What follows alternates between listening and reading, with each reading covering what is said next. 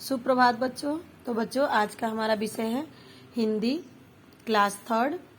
Okay, और ये आपके हिंदी के कोर्स बुक्स हैं और अध्याय का नाम है मूस की मजदूरी। तो बच्चों ये लेसन में नहीं है, ये एक ऐसी मूस के ऊपर कहानी है। मजदूरी मतलब काम करना। तो देखते हैं यहाँ पर एक मूस के ऊपर क्या मजदूरी, मूस क्या मजदूरी करता है। देखते हैं यहाँ एक किसान खेत काट रहा है, यहाँ पर गाय दिख रहे हैं, यहाँ पर पहाड़ भी दिख रहा है और मूस भी दिख रहा है। तो चलो देखते हैं इस कहानी में क्या है। बहुत समय पहले की बात है। उस समय आदमी के पास धान नहीं था। धान मतलब जिससे कि चावल बनती है, धान नहीं था। सबसे पहले आदमी ने धान का पौधा एक पोखरी के बीच में देखा। कहाँ देखा? पोखरी यानी कि नदी के पास। धान की बालियां झूम झूम कर जैसे आदमी को बुला रही थी। वह गहरे पानी के कारण धान तक पहुंचना कठिन था। तो धान, ये देखिए ये धान है ना। तो पहले जब धान नहीं हुआ करती थी तो एक आदमी ने देखा पोखरी के किनारे। पोखर मतलब कि बहुत बड़ा नदी नहीं होता है, छोटे से तालाब जैसे होते हैं। उसके बीच में देखा कि धान की बालियां झूम रही। बालियां मतलब धान के पौधे झूम रही है और जैसे लग रहा था कि वो अपने पास बुला रही थी। पर वो आदमी वहां पर नहीं पहुंच सकता था क्योंकि वहां पर वो पोखर था ना, पानी होने के कारण नहीं पहुंच पा रहा था। आदमी सोचता हुआ खड़ा ही था कि वहीं पर एक मूस दिखलाई। मूस मतलब चूहा दिखलाई पड़ा।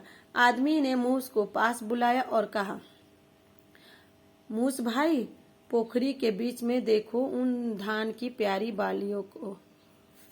झूम झूम कर वे मुझे बुला रही है, लेकिन पानी गहरा है। यदि तुम उन्हें हमारे लिए ला दो तो हम तुम्हें मेहनताने का हिस्सा देंगे।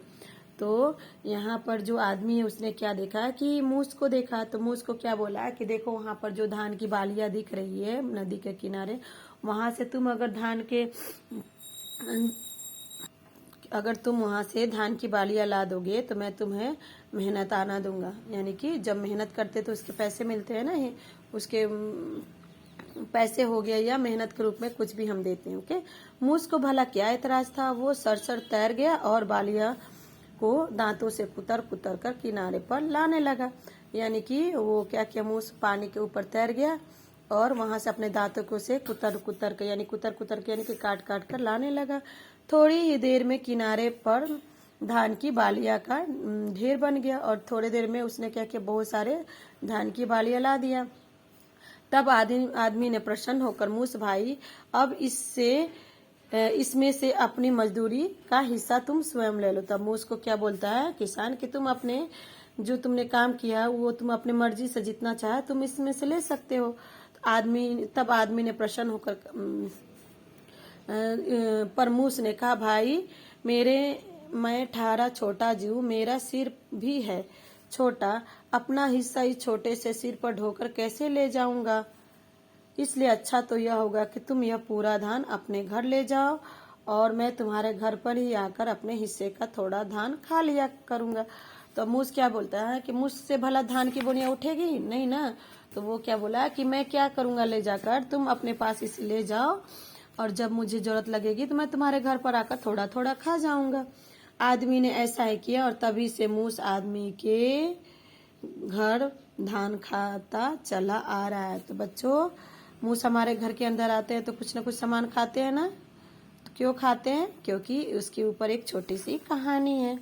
तो आपको क्या करना है, इस कहानी को रीडिंग करनी है, पढ़नी है और आपको इसको एक पे सुंदर अक्षरों में राइट करनी है। Okay, now next lesson number 6, हमसे सब कहते हैं। हमसे सब कहते हैं, ये एक कविता है। इस कविता को आपको याद करनी है क्योंकि आपके जो एग्जाम होंगे तो आपको ये कविता पूछा जा सकता है। नहीं सूर्य से कहता कोई, नहीं सूर्य से कहता कोई, धूप यहाँ पर मत फैलाओ। कोई नहीं चांद से कहता उठा चांदनी को ले जाओ। कोई नहीं हवा से कहता खबरदार जो अंदर आई। कोई नहीं हवा से कहता खबरदार जो अंदर आई। बादल से कहता कब कोई, बादल से कहता कब कोई, क्या जल धार यहाँ बरसाई। फिर क्यों हमसे भैया कहते यहाँ न आओ, भागो भागो भागो आओ। अम्मा कहती घर भर में खेल खिलौने मत फैलाओ।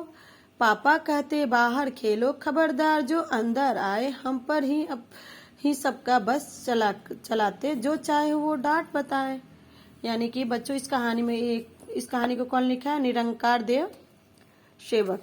तो इस कहानी में क्या बताया गया है कि एक बच्चा अपनी परेशानी बता रहा है कि वो हर कोई उसको हर काम के लिए रोक टोक लगाते हैं। पापा मम्मी भैया सब बोलते हैं कि ऐसा मत करो वैसा मत करो। आप लोग के साथ भी ऐसा ही होता है ना?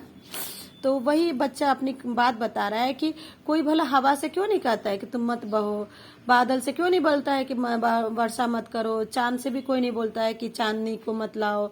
तो ऐसे ही बच्चे अपने मन की बात बता रहा है कि उसे हर कोई हर काम में टोका टोकी करते हैं, जो कि बच्चों को पसंद नहीं है। ओके बच्चों, तो इस कविता को प्लीज आप लोग लर्न कीजिए और इसका ऑडियो बनाकर मेरे पर्सनल नंबर पर भी आप सेंड कर सकते हैं। ओके।